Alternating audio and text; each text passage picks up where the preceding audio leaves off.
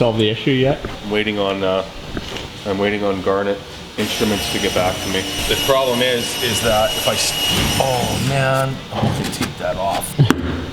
Is that I have another sensor right here, and I prepped it the exact same way that I prepped that sensor. And I need to make sure that this one's good because I will have to remove the tank again to remove that sensor because there's only this much room. So quick recap.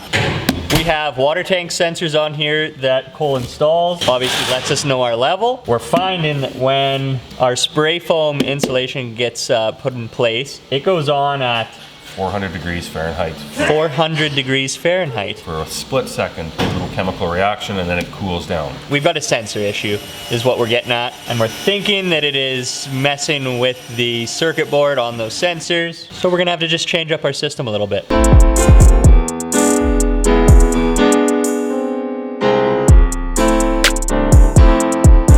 Okay, so Cole's been talking to Garnet. He's working on this problem. And I think what we'll end up doing in the future is use a block off where the sensor is gonna go so that when it gets spray foamed, sensor isn't actually installed yet, that place doesn't get filled. We remove the block after it cures, and then we can install our sensors and just fill with spray foam.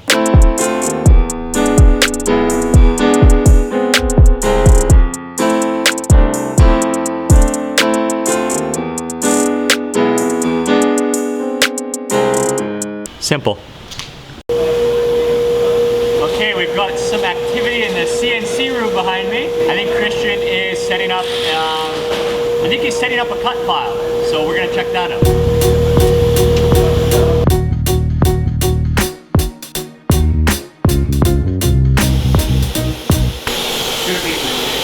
Okay, so he's about to start. I'm getting the looks because I'm in the way.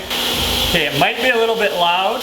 Basically, couch, well, all our in-house furniture getting cut today for Ben's build. We still don't have a name yet. So this is the CNC, big fancy router controlled by a computer. So this is the spindle system and all the mechanical that slides and moves it around. Vacuum hose hooked up, that sucks up all the dust. Right here, these are all our tools. So each of those tools does a different job. This spindle automatically picks up these tools. So why is that important? So within one file, so for our couch, let's say, usually there could be anywhere from 3 to 5 tools used to actually cut out all those patterns. So we don't have to physically be in the room. It'll run its full code and change out the tools, pick them up, drop them, and finish the whole cut without us even being here. Very cool.